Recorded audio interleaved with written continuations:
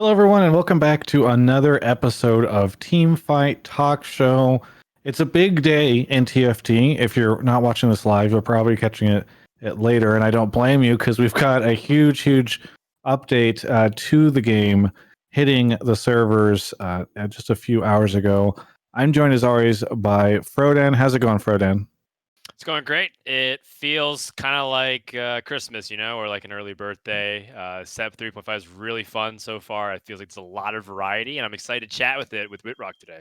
Yeah, and I'm hearing a little bit of echo, speaking of Wittrock, from our conversation from Wittrock's microphone. So maybe we'll turn that down just a bit. But Wittrock, how are you doing? I'm good. I'm excited to be here. I'm excited to talk about some TFT. It's fun times. Well, it's good to have you on, and I'm excited to see how the conversation turns because you actually are very familiar with this set. That is correct. Yes, as the set design lead on the set and the update, I have some amount of familiarity. Yeah. So I feel like perhaps having you on to discuss the release of this will be just perfect timing. How long have you been working on the TFT stuff for? So I have been on TFT since the beginning. When we spiked the project in February of 2019 to see if we could even make the thing, I was on that initial team all the way through to release in June, and then every set since then. So I've been from the dawn of time. And have you always had this role specifically on the TFT team? More or less. I'd say when the project first started, we didn't even fully conceive of what a set design lead would be, or were we going to even do sets in the way that we always are now? Not necessarily, but yeah, very early on, I was working on champions and traits and like systems related to combat and stuff that I'm still doing a lot of today. So. Well, are you the one to blame? Because we had Mort on right around the time that you guys announced that. And maybe I shouldn't say blame. Are you the one responsible maybe for shifting what we thought would be the next set into a mid-set update? In part, yeah. We looked a lot at how we were feeling about the pace of sets, what was working, what wasn't, as well as like how internal to a set, especially for launch and elements, how we could add new content to, because that's honestly from the first moment a new set launches, the first thing people ask is, oh, but can you add all this other stuff? And so we're excited to, right? There's always these cool opportunities left on the table for champions and traits that we can't fit into one set. And so yeah, we're trying out this new approach. Every three months this time around, do a partial rotation, stay on the same theme. Still planning for a set 4 in some future, but yeah, it's a new thing we're trying out, and we want to get feedback on it. Honestly, see how well it goes, if the pace feels right. So. In some future, a very broad way of putting it. I don't want to capitalize on all this conversation, Fred, and I don't know if before we get into the conversation specifically about this patch and the set, if you have any questions for Wittrock. I guess just more follow-up of what we've been talking about with Mort, about a month or two ago, and just kind of like asking about how you feel set 3 has been going, because there's a lot of opinions out there on how set 1 felt versus set 2 versus Galaxies. And obviously with a change of design philosophy, with change of pace of content, how have you been enjoying, I guess, or like monitoring the player feedback in terms of the reception to the set and the mid set?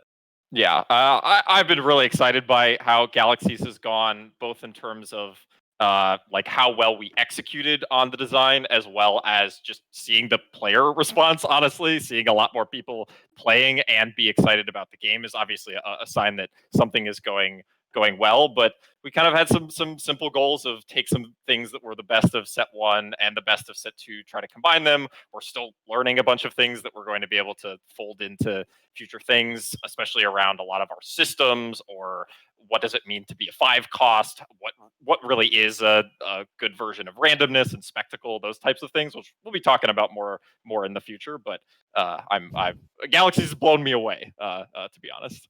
That's good. Definitely it's been my favorite set so far. I feel like just to be candid, I was less interested in set 2 than I was in set 1. And and I really feel like Galaxies brought it back, and I feel like you guys have done a really impressive job across the board in developing and embracing the theme of Galaxies. In a lot of ways, it just looks so much more, dramatically different, I think, from what we've seen from the past two sets, and really makes you feel like you're playing a specific type of game. So it's been really cool to see that. How long have you guys been working on this update, and when did this decision come along to change set 3 from being the time that it was to extending it with this mid-set update? I'm gonna forget exactly when we decided that, but I'll vaguely say it was pretty much as Galaxies was launching is when we decided to do a mid-set update. I remember starting to like plan around what, especially since we knew we wanted to do something big enough that would require removing champions from a set, which we had never done before. I remember starting to plan a bit around like, what could we even remove? How far ahead do we need to plan around what is being removed versus being able to wait and see like kind of what's working or what's not, or where the best places to have additions would be. So yeah, pretty much as we were launching. Well, Can I I ask? want to go ahead for them. Can I ask, what perhaps is a difference in responsibilities from you compared to Mort Dog, who, Mort's been very front facing, and it feels like you're a lot more behind the shadows, but also equally influential. So what's the difference, or perhaps are you guys sharing responsibilities there? Yeah, so I mean, Mort is the design lead on all of TFT. So where I'm very narrowly focused on set content, and we loosely define that as the rotation of champions and traits is kind of the core of it. But if it comes to things like broader permanent systems like items, or even more meta concepts like how does our mana work or our roll percentages, those kinds of things, and Mort's scope is even beyond that too. Like, hey, do we have a good player experience overall? Is our ranked system good? Is our way that we're onboarding players good? So yeah, set design is a more narrow focus. Still a lot of forward-facing content, but I get to not focus on all the things.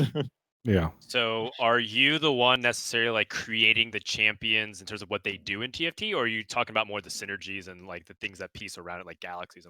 And so then my core responsibility is final say, minus veto from Mort, who has final say, on what's in the set. So exactly what the roster is, what each champion spell is, their pricing, the traits, what the bonuses do, all those things. Does Mort veto you often? No. Honestly, I mean, we have a lot of conversations about like, hey, should we or should we not do certain things? It could usually come to. Can you give an example?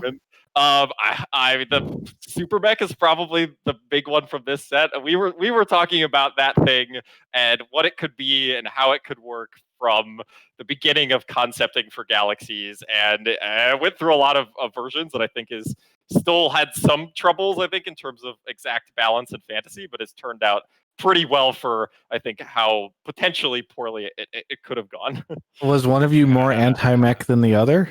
So both of us were 100% sold on there's going to be a super mech. The question is, what does that mean, right? There's versions of that are closer to Elementalist, where it's like, hey, you got an extra unit that's a little bit stronger. I pushed very hard for the point of this thing is interesting combinations that make you think a lot about kind of versions of the mech. That didn't ultimately actually come through a ton in the final design. We got a lot of the combinations around what comps do you fit the units into, or what do you equip to the mech. But we started from a very broad point of things like, what if the mech can have 9 items? What if there's a spatula, so any unit can be a pilot, that kind of stuff. It's interesting to imagine the terrifying world in which all that would be. A 9-item mech that you can build out of any unit is that's truly terrifying.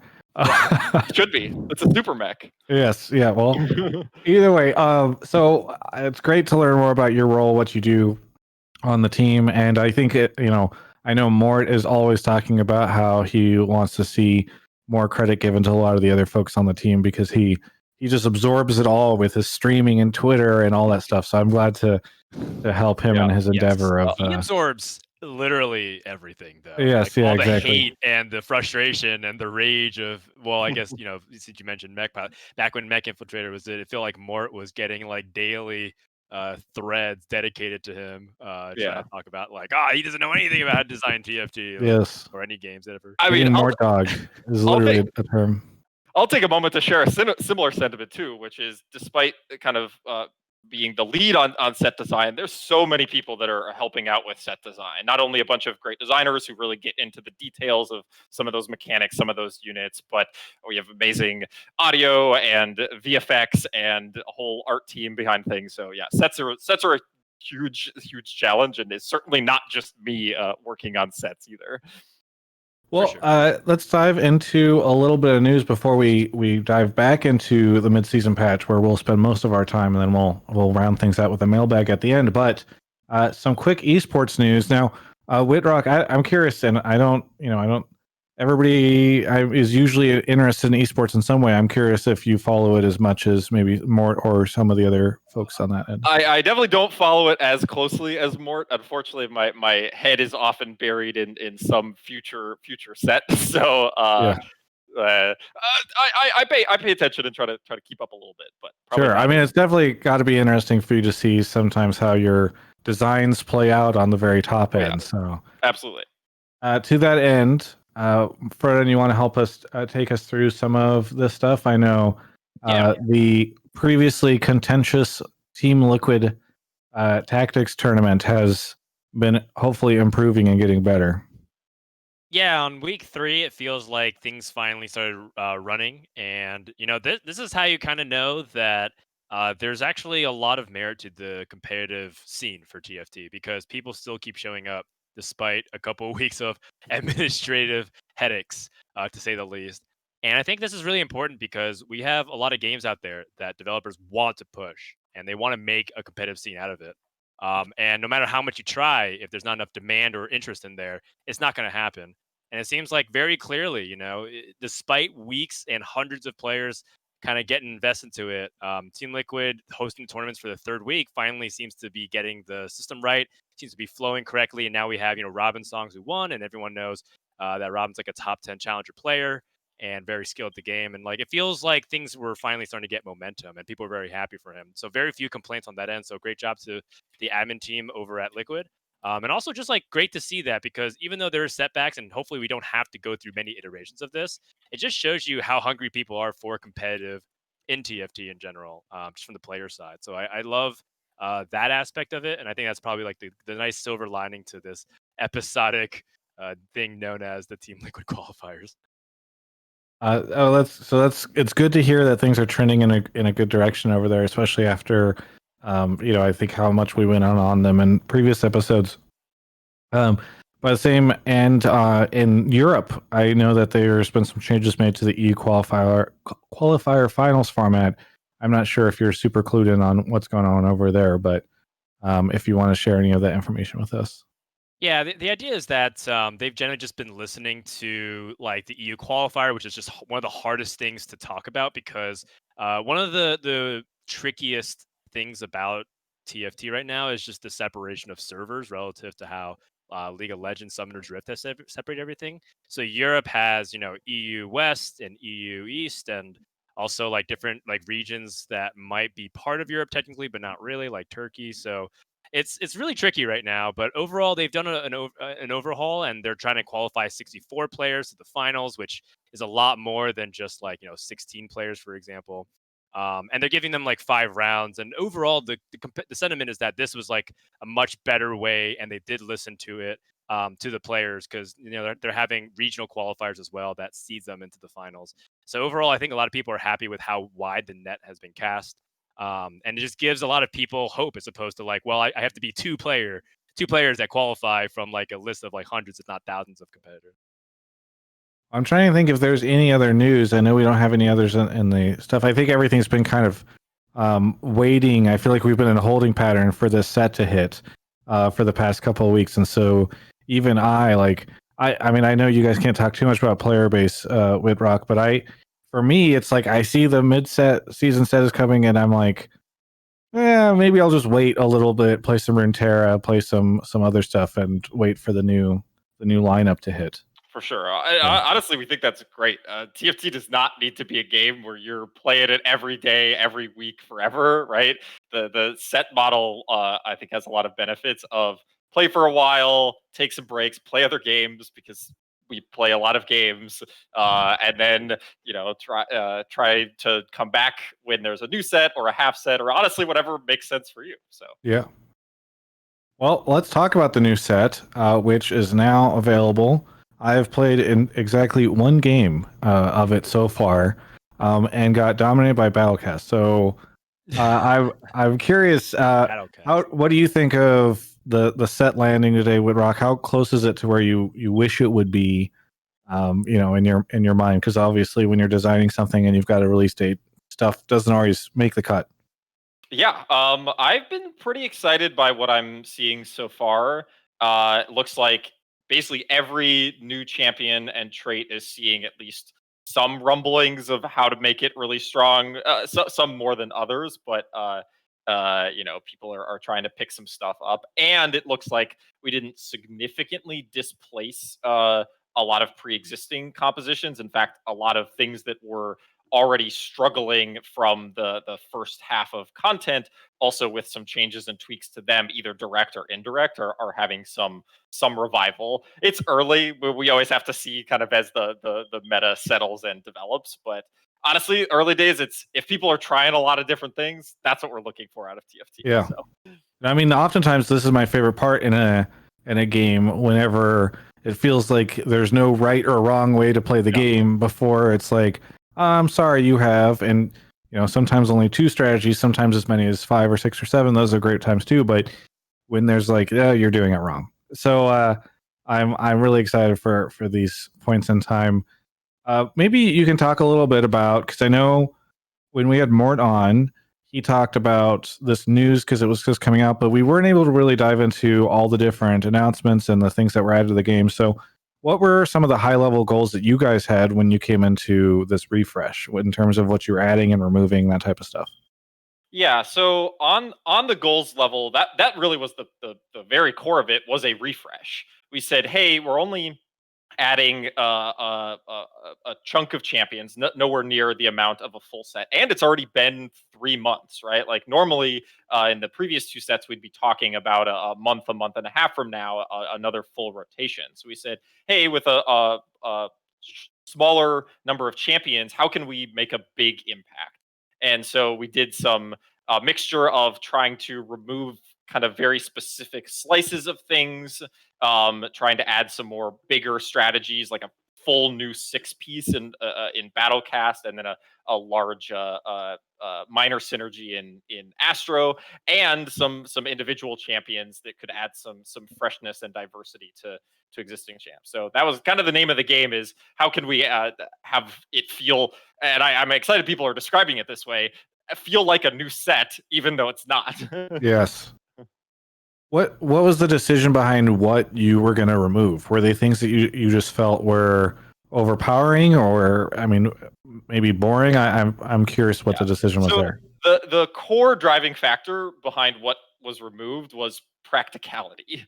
TFT is an extremely intertwined system in terms of its champions and trait structure. So there were only so many options that wouldn't basically break things, for lack of a better term, in terms of either making compositions way too hard to pursue, or not having like good mixtures, which we focus more on this set of, especially linear builds, having like a good enough amount of utility and damage options and CC.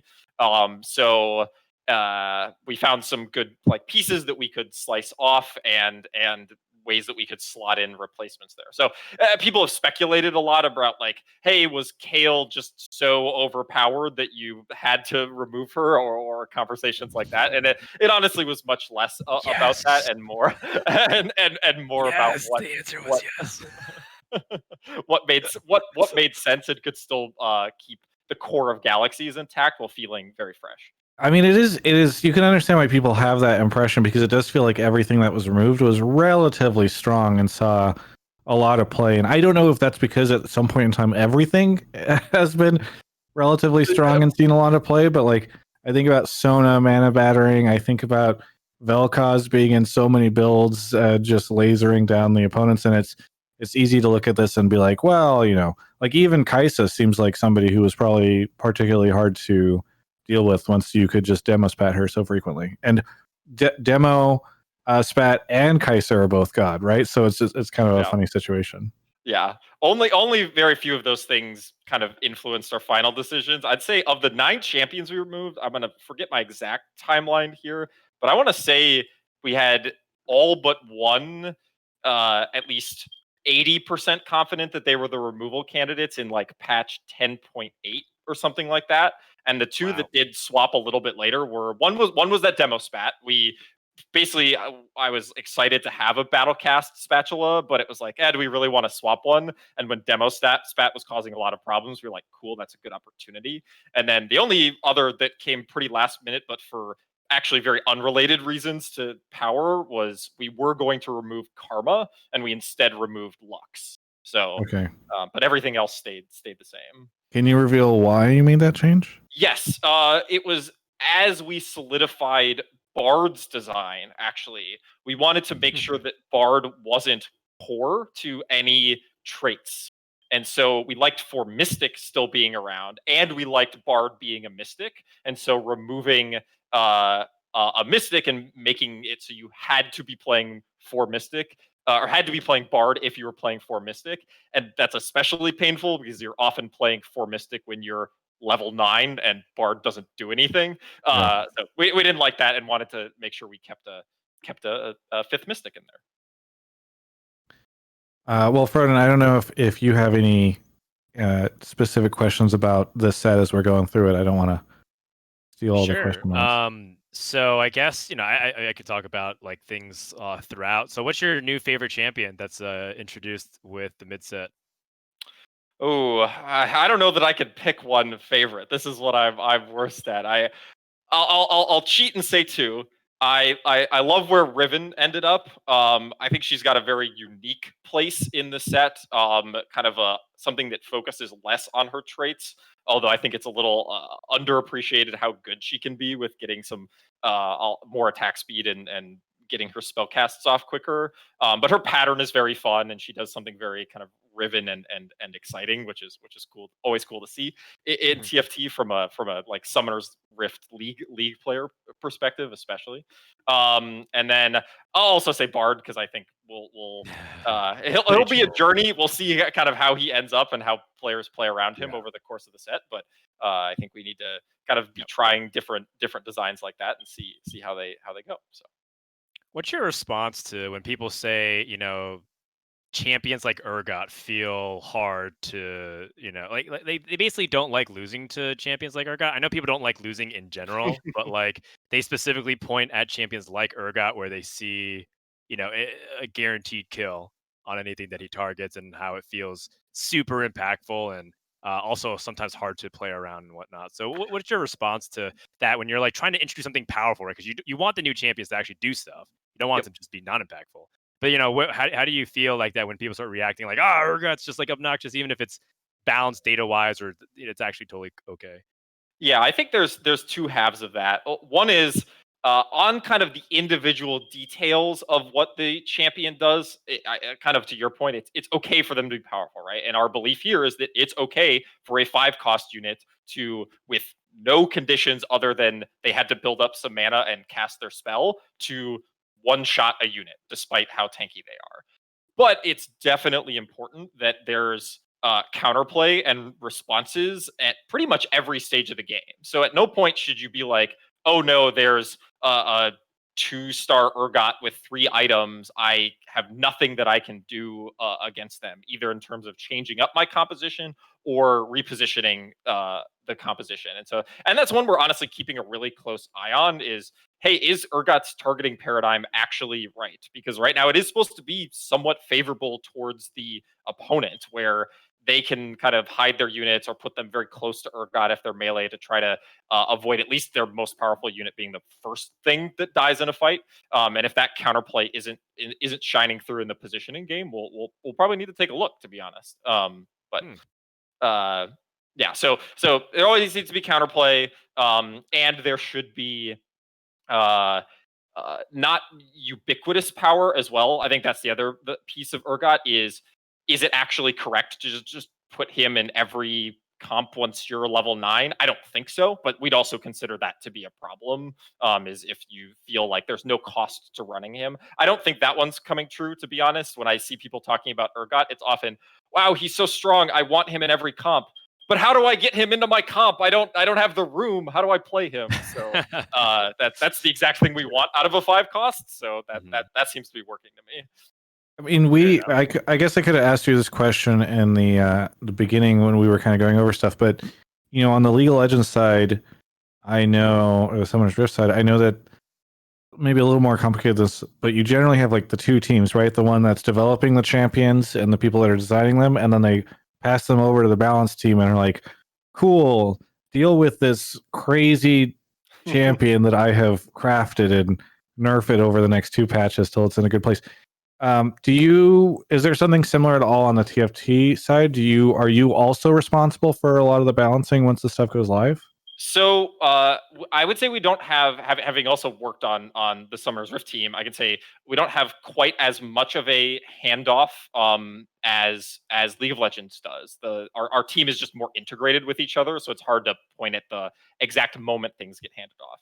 In terms of responsibility, yeah, we do have some division there, and so the work I do and the work that the kind of sets focused designers do does focus less on, hey, what do we need to do if Urgot is a problem in 10.13 or 10.14, which is a lot of where you see Mort being very front facing, because he is like primary, or one of his primary responsibilities is the week to week, patch to patch balance of the game. So if we're going to hotfix things, what we're doing exactly. But I'm in most, if not all, of those conversations, and we're a little bit more lockstep, I would say, than the League of Legends process.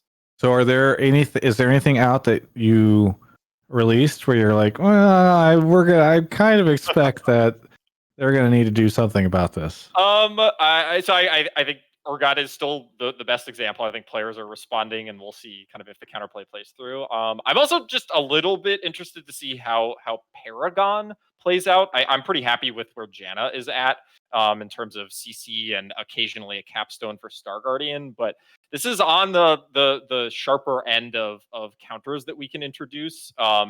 And also has some properties of almost one of our more intense APM moments, I think, when Janna is more mastered of, hey, I have a Janna, they have some amount of armor I need to get through, but they have the like second Mystic on their bench, which would actually make slotting her into a non-Star Guardian team specifically, where you're not getting that true damage, have that kind of trade-off moment. So we'll see if the game kind of robustly stands up to that kind of play. I think it can be very interesting, but it can also be very taxing. So conversely, are there any champions that you've released where you're like, oh, I really want this to work, but I'm worried that perhaps like it just inherently, like Bard or whatever, like those types of more complex stuff, I feel like is where I would worry, I guess, if I were you. Yeah, I mean, I think it's always going to be the stuff that is more different than everything else. Is also you have less like hooks and practice and things that you've learned over time in order to relate it to things you've learned. So the super mech is, I think, a great example of no one knew exactly how powerful a single super unit needs to be as a trait to be appropriately powerful to delete 3 of your units for the first X seconds of combat and have the power budget of a trait that requires exactly 3 units and one of them is a 4 cost, right? Like, how powerful does that need to be? And we've play tested and learned a lot over time. Or similarly, actually, I think a great one from this set has been Space Pirate 4. How with something that is gated behind a 5 cost and gives you literally no power the first turn that you field it, how much deferred power and how quickly does that deferred power need to be paid out for it to be something that feels legitimate to do and not be so crazy that you feel like, oh, that guy who high rolled the GP on stage 4 at some point already has twice the items than me or something. How could I possibly win? So yeah, those are hard problems that we need to always hash out and then figure out if they're worth taking the risk. Is the fun upside worth it? And have those kind of conversations. Frodan, what are you seeing so far from this set and this update and patch? Are there anything that's standing out to you? In terms of like how everything is shaping up, the compositions that seem to be the early candidates for what people are climbing with. The first thing is protectors. Protectors are what many people consider to be the strongest comp on day one. Is that just because Urgot is a protector? Actually, because of Aurelion Soul. If you're able to get a protector chest and place it on Aurelion Soul and then give Aurelion Soul stats like health, a really common build is to play Warmogs, Bramble Vest, and Protector Chest. And then Aurelion Soul will never die. And the only way you can actually usually kill the Aurelion Soul is if you get a very fortunate like Jhin to kill it off and your opponent isn't having a Bramble Vest. And then eventually like other units like Urgot and all of them will wear them down over time. And then you see a lot of sorcerers, like you talk about mech sorcerer being a possibility that's being played. The Riven compositions out there, Gangplank sorcerer. It seems like with Star Guardians and Janna and sorcerers in general, it seems like they're back, and Victor is very powerful.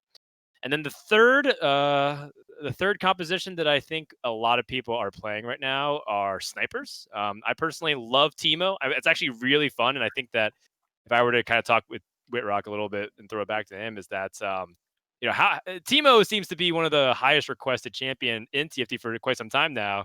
And I feel like it was almost trollish to not put Teemo in the set 3 originally when you're going to do like astronaut Teemo, and yet he wasn't there. So yes, that's what I was saying. Yeah, was that kind of the whole thing? You're like, if we know we're going to do a mid set, we're going to definitely release Teemo so that people can get excited in the middle of it. And I will say, I knew that, and we knew that. There were more Astro skins being made between an initial launch and our opportunity to. At that time, it was maybe not a mid set, but like, hey, if we're gonna do even like more traditional champions patch versus patch, there was still a good opportunity there. Super excited to get Teemo into the game. Although I always say we're going to get every champion at some point in TFT. And it sometimes the theme doesn't match, or we'll have something in a set and it'll get cut at some point, but we want to be able to pay off those opportunities. A huge part of the challenge of Teemo, to be honest, was with all the hype building, could we pay it off? And very specifically, I think it would have been tough for Teemo to have been anything but a higher cost champion, right? There's a 1 cost version of Teemo that blinds something or has some very basic ability. But Teemo also doesn't do anything just with his native Summoner's Rift kit that is super flashy, right? Like the whole point of the champion is that you're like kiting people around, they're slowly dying to poison, people are stepping on mushrooms on the other side of the map that Teemo doesn't even like watch. But mushrooms seemed like a cool fantasy, and I think we found a pretty good way to try to pay that off. So I'm excited for Teemo, and I'm excited he's showing up in builds. I think people were sleeping on him a little bit on PvE, although he got some balance as well. So yeah, those 4 sniper builds look very good right now. I was able to win a game actually right before the show about an hour ago, and it just feels very solid. So it feels like it's a really good place. And you might still see some of the old stuff like cybernetics and blasters and all of them. They're still not going anywhere. They're still very solidly in there. If anything, they still might be some of the best comps in the game. So we don't know, but it seems like everyone's really enjoying the variety of builds. I think one of the coolest builds that I've seen right now is a Zed hyper carry, where you play Blade Master on Zed. You make him a Blade Master, and then you get him the 3-star along with Yasuo and Master Yi. And it's just like it is Slash City. Like they just come out. Every one of your carries just dies. Zed's infiltrating, so he's going to the back and immediately assassinating your carry. And it also surprised me how effective that was. So it seems like there's a lot of really cool builds emerging on day one, Travis. When you see or hear about like the Aurelion Soul builds where you make him into a protector and all that stuff, how often are you guys able to predict these, especially with the spatula, these kind of like less conventional builds? I'd say decently. We usually have some sense of what the different like options, and a lot of what we talk about with spatulas is, who's this going to be best on? What are you going to do to use that Blade of the Ruined King? How good is it going to be on Zed? How good is it going to be on Vayne? Same with Protector. Basically, anything that was if you're a frequent caster or pretty tanky or a combination of both, how good do we think that's going to be? We're still treating spatulas as a premier moment, right? Like you can't force a spatula build. They're just too rare, and so we have to account for their relative rarity in how powerful they get to be at the top end, and that means it probably gets to have less counter options than just a more standard comp.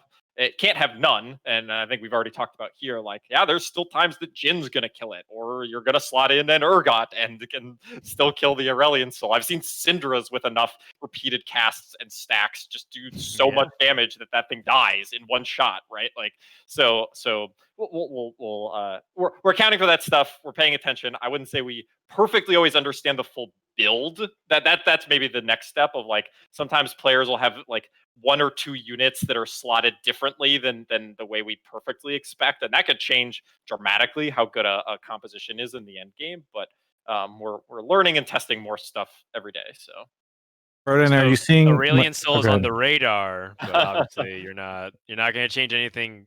There's no hot fix, right? People basically saying like, oh, Aurelion Soul needs to be hot fixed, and I guess that's another question. Like, when does that become something that you do actually consider? Like, when does a champion or an interaction become so egregious that you feel like you do need to step in and hot fix something, like the Ziggs patch that happened with the hot fix there? Yeah, I can't speak to this in super detail, but I'll say that we have those conversations almost every day after the patch is going out. Maybe not all the way to the point of are we going to hotfix something today, but what looks like it might need to be mid patch deployed, and certainly what seems high on the radar for the next patch. We look at obviously if there is an answer. I think we're pretty sure at this point that there's ways to kill it, right? There are other compositions that have been able to kill it, but that's where we can lean back a little bit on data, which can take some time to have enough information and coalesce on. Okay, just because you can answer it doesn't mean it doesn't win 98% of the time or something if it's in your final build, right? So we have to give some time for players to adapt, try to find their own answers a bit, be confident in our bets as to what we believe the answers are, and then if it turns out we're wrong on the exact balance, do either an update or a hot fix or something like that. Because I assume a lot of the people tuning into this episode, either right now or once we go to VOD and podcast, are trying to learn more about this set. Is there anything that you think is really strong right now that people haven't discovered? I don't know how much I want to spoil the things. I mean, you don't need to give us the full build, but I'm just curious. Okay, I actually will give one specific because I think players are probably not too far off of it, which is a similar relationship that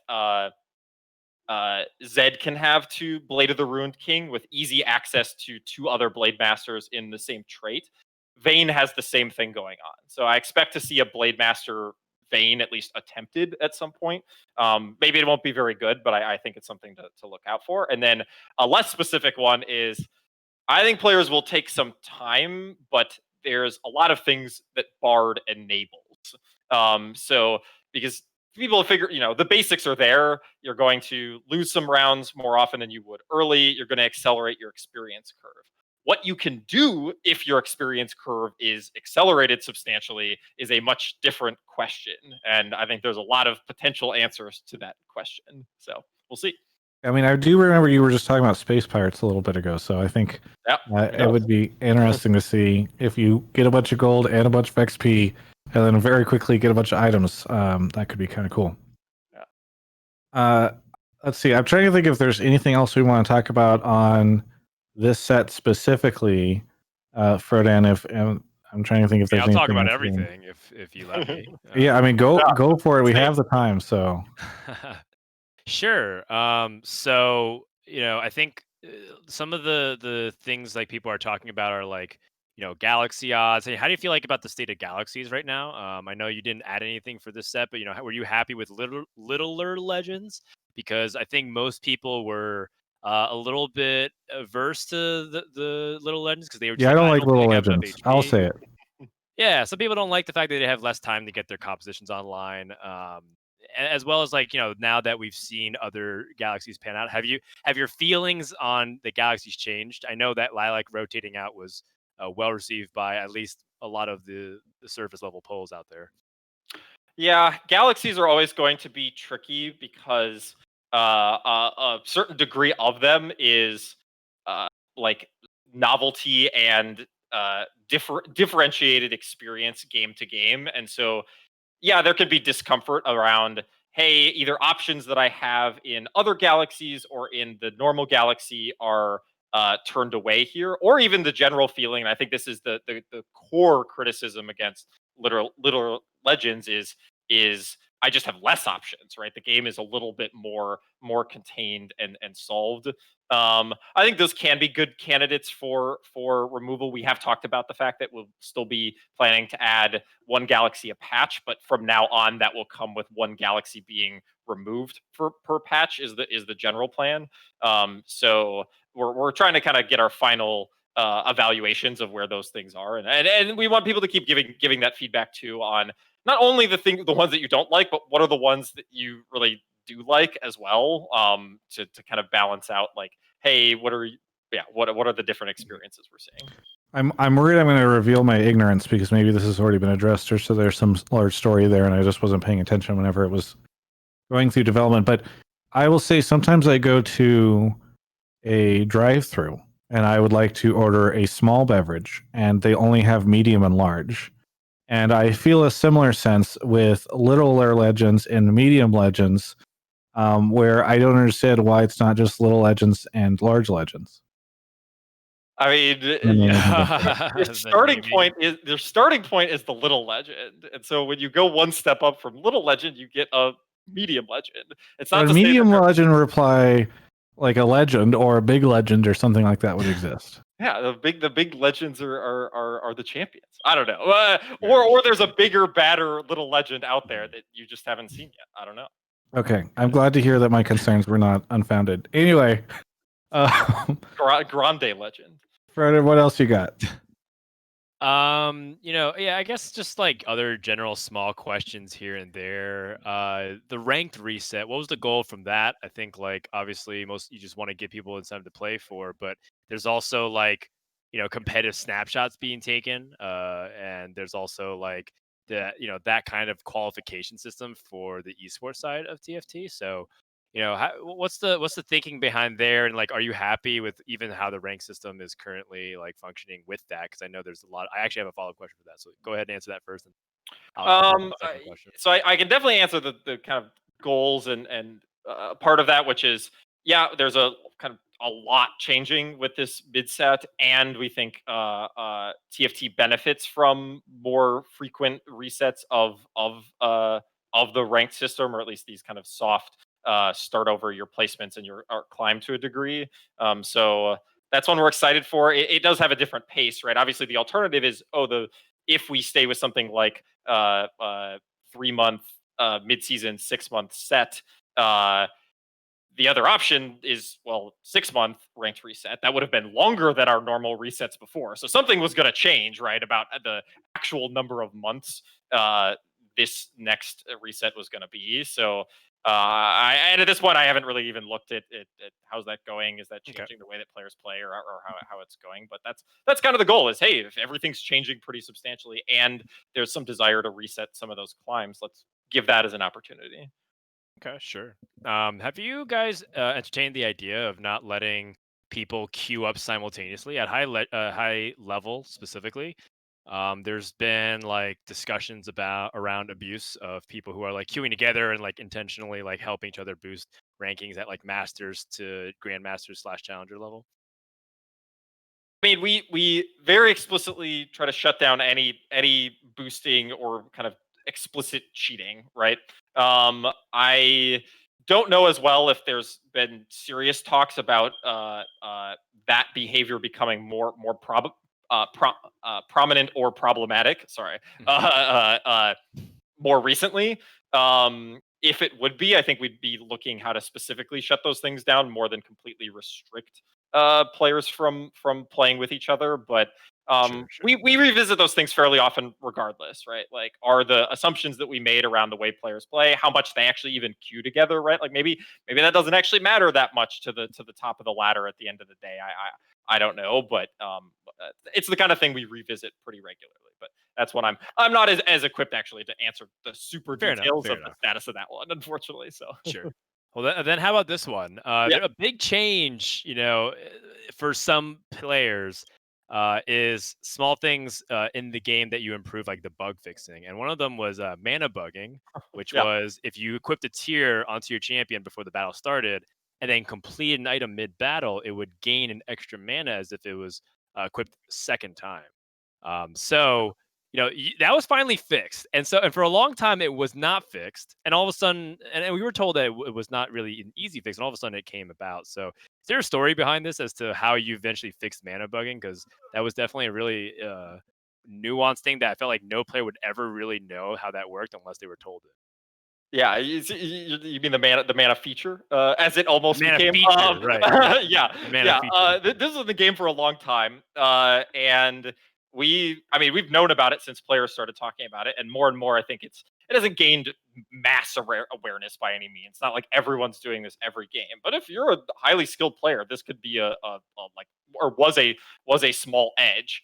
And we had some sense of this would take a long time to like try to fix, because without getting into too much crazy or confusing detail, it was like, pretty core to the way our mana system was functioning. But we kept it on our radar because it's like, it's a pretty bad bug. I actually then went back and looked at it at one point and was had some opportunities to dig back into some bugs, and we had changed some of the fundamentals. We have awesome engineers had changed some of the fundamentals of how mana worked, and it became easier to fix basically. So we had more time to put into it and not kind of risk breaking our whole mana system by changing this one thing. So This is the second time we've had a writer on the show where they say, Frodan might know what I want to say, where there's a bug that existed, and it's like, this was a huge bug for a while. We all knew it was a thing, and then we realized it was actually an easy fix, and so then we fixed it. What was the thing that Mort said was an easy fix, Frodan? It was showing items when you're on the carousel. Oh, yes, exactly. Because you wouldn't be able to see your own items on your board if you were looking at your own composition. Yeah. Around the carousel. And Mort had implied that it was an easier fix than they had expected, and so they were able to change it much faster than initially. So all I'm suggesting is maybe you guys take like a day and you go and you review some of these top bugs and see maybe they might be easier to fix than you expect. This is a trend I'm noticing. Yeah. Although I'll give the game developer behind the curtain a little bit, which is something can have been very difficult to fix and can become easier to fix based on something seemingly unrelated. So actually, in this case, I think the initial assessment when we looked at that bug a few months ago was correct. It was going to be very hard to fix and require some pretty fundamental re-engineering of our mana system. We did some of that re-engineering, not specifically for the mana system, but for items in general. And so then me as a designer, when I went back and looked at it again, went, oh, this is now pretty easy to fix, even though it probably wasn't in the past. And who knows what other things have become easy to fix in that time too. That's all I'm saying. I hear you on maybe some things become easier over time, but if that one has, maybe some of these other things have too. I'm just messing with you, but I it's cool to hear. It's always great, obviously, whenever, especially these little quality of life changes get better. I know that you have prepared Frodan, because he's a game master. I know this from back whenever he used to live in Germany and wore outfits next to spinning wheels. He has often brought games to this show, or quizzes or tests, and when we've had rioters on, we've switched it. Mort quizzed us on some stuff, and my understanding is, I've been told by our producers that you have some trivia or some questions for us. Yes, I do. Yeah, as a follow-up to Mort, I didn't actually get to see the segment, but I saw the questions. Okay. To see try to stump you guys on some TFT knowledge. Mort had the approach of some things that were almost unknowable from your perspective. Things around like popularity of builds and stuff like Yes, that. but I still did quite well because Mart was so clearly his was very political. It was very he Right. was very much trying to communicate messages and lessons to people about their expectations around things. So it was very easy to just read his mind on these things. But anyway, I'm excited what approach you're going to take. So mine is more of a true quiz. This is actually TFT knowable knowledge, and I'm screwed. Knowable how much you've been paying attention to a certain detailed aspects of things. Some of these might be easier than others. I won't say they're all very hard, but we'll see. Okay, I'm ready. So let's are things. Trying to look at the right. Here we go. All right, I'll read out the question, I guess. So first one is, of the 14 new champions we're adding in Galaxies, which has the highest base attack speed? And there's a multiple choice, but there's 5. So it's between Kog'Maw, Riven, Teemo, Vayne, and Zed. Yeah, I haven't even built. I've only ran something with 2 of these, so it's difficult. Oh geez, I wouldn't know in terms of highest base attack speed. I feel like it would be something not very obvious, like Riven or Zed, because the other ones are like range carries, and you would expect them to have the highest attack speed. But they generally don't do that because they don't want to make certain these champions too strong. I think as a baseline stat, because you're going to give them attack speed items anyways. I'm going to say my Teemo. guess would be Riven or Zed. I'm going to go with Teemo. All right, it's a good guess. It's a good guess. We have Teemo from Travis. What? Yeah, if you had to pick one, I think you have to. I'm gonna go with Riven. One answer. You have to give one answer. Okay. I'm gonna go with Riven because it's another tier 4 unit. I like that. All right. And the correct answer is Teemo. Travis is correct. Actually, by a reasonably significant margin. He starts at 1.0 attack speed. Oh, wow. As someone who you don't generally equip other attack speed or AD items on, but someone we wanted a high rate of attacking and a little bit more mana generation baseline versus needing to build a blue buff or something. Okay. Yeah, I mean, that makes sense. And Teemo is very good. So there you go. All right. Second question. These are not all easy. So, not including an increase to his spell damage, what changed about Cho'Gath's Rupture spell between launch set and Galaxy? So this was, first champ that completely kept his traits, all that stuff. But we did change something about his spell. And the 4 options are: his cast animation was made faster, the impact radius was increased, the knock-up duration was reduced, or his targeting paradigm changed from random to highest current mana. I'm gonna go with D, because I feel like you guys made a bunch of changes to targeting paradigms over the course of these sets, and I feel like it's likely that Cho'Gath received one of those. Yeah, I agree with that one as well. Although if you told me the cast animation was made faster, it wouldn't surprise me as well. But I do. That was my first initial thought as well. It was D. All right, both going with D? Yeah. Yes. The correct answer is that the radius of Cho'Gath's spell increased between set 1 and set 3. Yes, the D was a little bit of a trap because I've heard very many players swear by the methods of manipulating their Cho'Gath to cast exactly where they want him to. And the answer is Cho'Gath does cast on a random center point of a unit. But we actually increased the radius because we ported him 1-to-1 from set 1, and the ultimate felt very small initially on the bigger board. And so that's right. We made it bigger. So a little trick question there, because in terms of screen. Yeah, I thought that's what it was because I have heard that before. So it was interesting. Okay. Bigger board means bigger spells, turns out. So got you baited. All right. And for the final question, this is history for our fall or things that have changed, including mid-patch updates.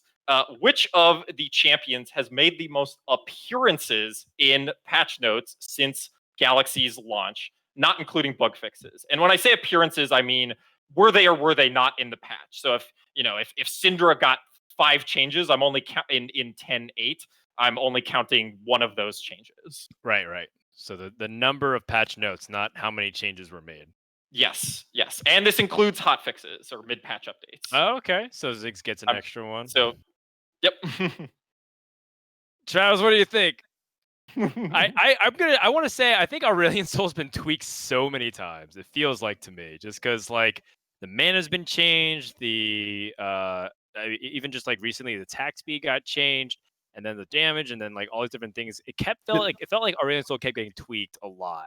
Did So that's Ziggs my not first- get buffs earlier on?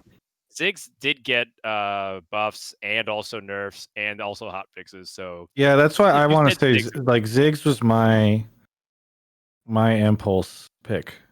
Okay, so you're gonna go with Ziggs. I'm gonna say Aurelion Soul. All right, And Ziggs and Aurelion Soul. Locked because in. Final answer. Because Xayah did get a lot of changes, but it But felt that was like towards the end, and only I feel like when you look at the whole period of the set, I feel like she didn't really rise in prominence, which might mean that she got little buffs in the beginning that I don't remember. But wait, so it's directly to the champion, right? It's not like so someone in chat's like, oh, if you like Dark Star got buffed or nerfed, that's not Correct. affecting Shaco. Yes, Okay. this has to be direct. This is obviously, spell change, spell numbers, health. Also, if there's like a fundamental change, like if like Yasuo's targeting change, for example, Okay. would be included here, just not strictly bugs in the bug fix section. Okay. I'm sticking by I'm sticking to my guns. So I'm going with Aurelion Soul. Travis, you're going with Ziggs, right? yeah. All right. We're ready. So the answer is you're both correct. I've cheated on this question. These are the 5 champions that changed the most since the launch of Galaxies. They all changed in 4 different patches total. So they were all We the were all winners with this Oh, question. I'm sorry. Wow. This was a Mort hey, I just wanted to say what champions have changed the most was all I wanted to say. I would have appreciated your tact more if one of these had not changed as much as the rest, so there was just a single pitfall where if somebody picks it. Yeah, that's true. Although the part of the origin of this question was I assumed there would have been a winner when I went and tried to ask this question and did the research into it. And when 5 people were tied for first, I went, well, that's the question, I guess. Yeah. That's fair. All right. Well, who won? Did Frodan win? No, I certainly lost because the only question I got right was 1/5 correct. Oh, I won. Right. I got averaged it right. less than an answer right. Yes. Well, I really appreciate. There you go. I got to shout out to Twitch chat because that's definitely the reason I picked Teemo. I was completely cheated when they started saying Teemo has won. Anyway, let's move on to the mailbag to round out the show. You go ahead and pull up. Oh boy, here we go. Questions. Delicious milk question. So, the first question comes from Delicious Milk. Why so many champs designed to be reroll comps? Wittrock. So, I'll figure out how to answer this question exactly because we don't think about reroll comps in terms of champions designed to be reroll comps. There is a consequence of the way we design, especially more so for Galaxies, which was an attempt to have more carries in the set, right? We said, hey, we want more units at different price points, especially in set 4. A lot of things had coalesced around the 4 cost point, with some shout outs to things like Azir and Sivir at the 3 cost. But we said, hey, we want to see things like 3-star Zed as an example of something in the update, or how Syndra operated at different times throughout the mid set. So we just had more carries. When it became very powerful through different changes to the total bag system and rolling system, that meant that it became really strong to try to force some of those carries, and we've had to make adjustments accordingly. So this is a place we're going to try to take a lot of learnings into what are good versions of comps that are more focused on re-rolling, or I'll even re-describe it a little bit as like comps that don't go to level 8 or 9, right? Try to keep their comp at some core 7 unit and build up more of those 3 stars. And I think there's a really fair challenge to the core of this question for future set design and balance, which is how can those builds still have a lot of decision making and being fun? We're not looking for compositions that are like, hey, obviously the exact 6 or 7 units that you're just going to play and you would never play anything else and you're just going to reroll forever until you hit or don't hit them. We don't want that as the goal for the game. We want you to be like, hey, where I'm at in the lobby and with how much health I have and how everyone else is doing, how do I progress the strength of my build from here?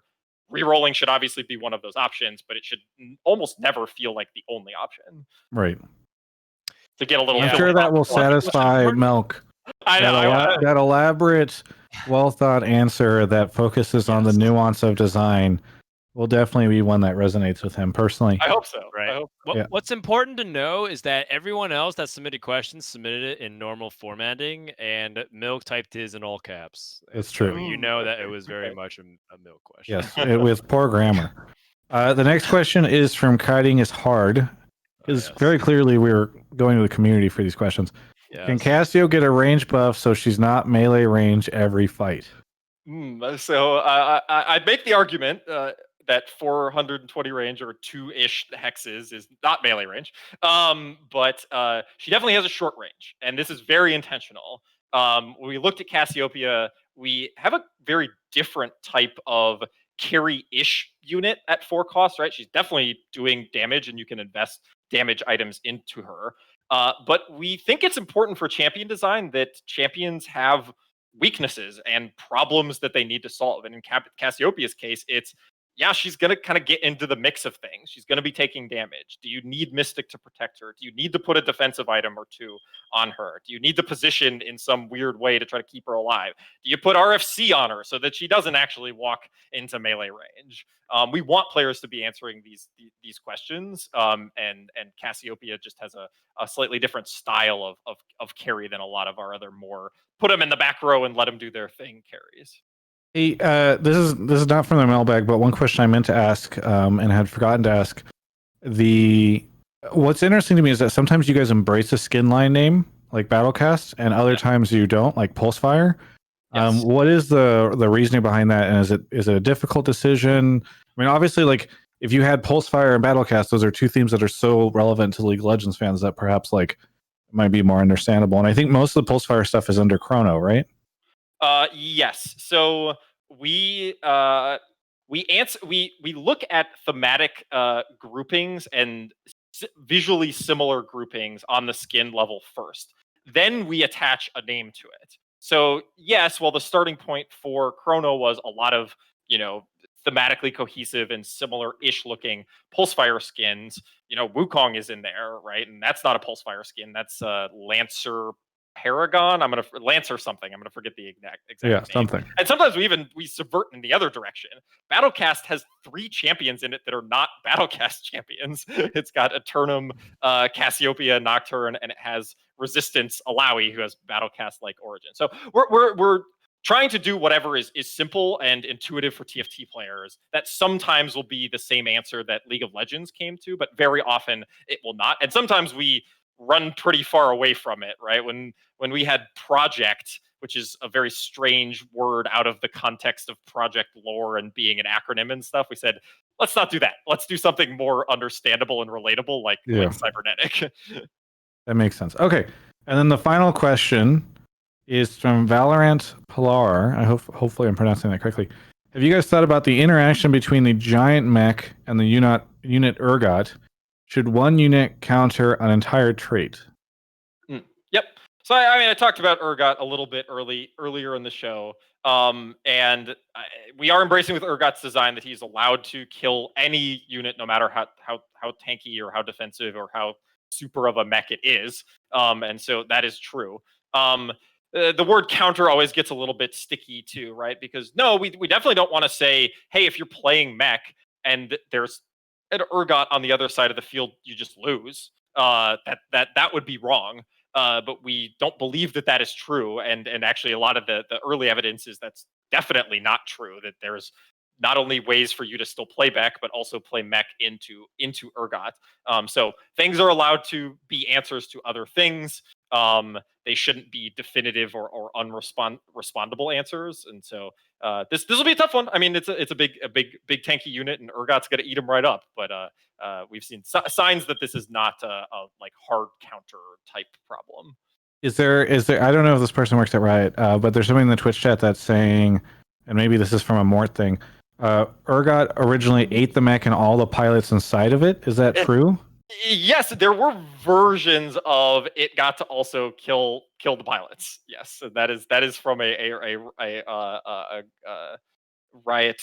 I don't even know how to say his Chimerix. How do you say your username? I apologize to you work with this individual, and you Giovanni, wonderful designer on the TFT team. Yeah, we tried stuff like that. But yeah, may have been just too far on that razor. How long did that last for? That sounds insane. It lasted. It was on a very early version of Urgot. We actually were testing. I don't know if we've talked about this very much, but we were testing Urgot as the champion that was releasing when Xerath released.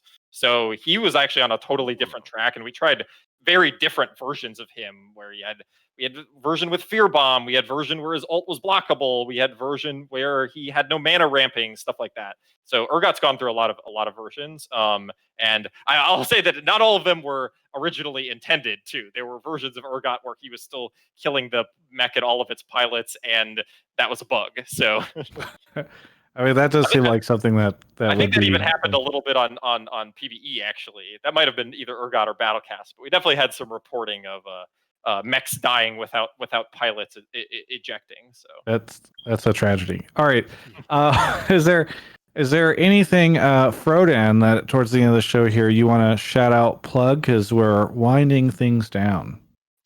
Yeah, I want to plug the Giant Slayer series. We actually didn't get to chat much about it, and there's a lot of streamers that we invited for this week, as well as Wittrock, and we wanted to just basically open up and have like a big fun show. But a lot of people are streaming and also practicing because there's some tournaments happening. And Giant Slayer series next week, I'll be casting again with Doe. It would be really interesting to watch. So definitely check it out here. So just already hit the follow button if you aren't already, and make sure to set your clocks for 12 p.m. Pacific. On Monday next week. Set all your clocks for it. That's right. I like that. Wittrock, thank you for coming on the show. Is there anything that you want to say to all the TFT fans out there, especially as we're celebrating the release of the set?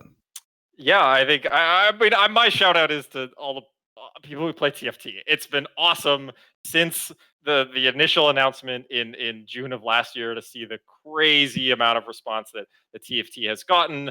I've been so happy that people have also kind of gone on this journey with us in a relatively new genre where we're all learning a lot about how the game can work and what the best version of this game is. And so hopefully you stick with us. Hopefully if you're in the mood to play TFT, you're playing some TFT. And if you want to play some other games and come back later, that's okay too. But I'm just always blown away by our players. It's super cool. I mean, I've been really enjoying this game for a very long time. And I think, as we mentioned kind of earlier in the show, it's fun because the nature of the game allows you to kind of like dip in and dip out at times. And I think with this set in particular, in the mid-set update, I'm really excited to get back into it. And by the way, tune into Fight Night tomorrow night, because I know that they've got some pretty cool stuff, and we'll see how people react as well. So, hey, thanks everyone for watching.